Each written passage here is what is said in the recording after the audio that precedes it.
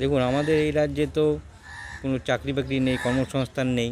সেই জন্য যোগ্যতা থাকতেও ছেলেমেয়েরা বাইরে কাজ করতে যাচ্ছে। কেন, ভিন রাজ্যে কাজের সোর্স আছে, এখানটা আমাদের রাজ্যে তো কোনো কাজের সোর্সে নেই। এত সবাই হচ্ছে ডিগ্রি নিয়ে বসে আছে, কিন্তু রাজ্যে চাকরি নেই। চাকরি থাকতেও চাকরি চলে যাচ্ছে। সেই জন্যই রাজ্যের কোনো হচ্ছে ছেলেমেয়েরা থাকতে পারছে না।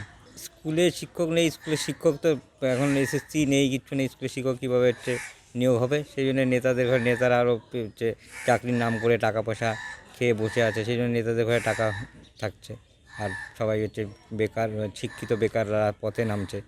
যোগ্যতা চাকরি, দেখুন, চাকরি হয়েছিল, চাকরি আবার চলে যাচ্ছে। কেউ যোগ্যতা ছাড়া টাকা দিয়ে চাকরি পেয়েছে, তাদেরও চাকরি চলে যাচ্ছে। আর যারা যোগ্যতা নিয়ে চাকরি পেয়েছে তাদেরও চাকরি চলে যাচ্ছে। সেই জন্য রাস্তায় বসতে হচ্ছে। এটা তো সরকার আমাদের ট্যাক্সের টাকা দিয়ে দান খয়রাতি দেখাচ্ছে, মানুষকে হচ্ছে ভাতা হিসাবে দিচ্ছে রাজ্য সরকার। কিন্তু হচ্ছে এদিকে হচ্ছে নিজেদের কোনো কর্মসংস্থান নেই, কোনো শিল্প নেই আমাদের রাজ্যে। দেখছেন 2011 পর থেকে কোনো শিল্প নেই, উল্টা যা শিল্প ছিল সব চলে গেছে, ছেড়ে এই রাজ্য ছেড়ে চলবে এই রাজ্যে সরকারের দুর্নীতির জন্য। সেই জন্য সবাই রাস্তায় বসছে। কি চাচ্ছেন, ভাতা না শিল্প? আমরা তো চাই অবশ্যই শিল্প। ভাতা দিয়ে কয়দিন? 1500 টাকা ভাতা দিচ্ছে, লক্ষ্মীর ভাণ্ডার দিচ্ছে 1500 টাকা। 1500 টাকা দিয়ে হচ্ছে মানুষের সংসার চলে? সেজন্য শিল্প চাই, যোগ্যতা অনুযায়ী চাকরি চাই।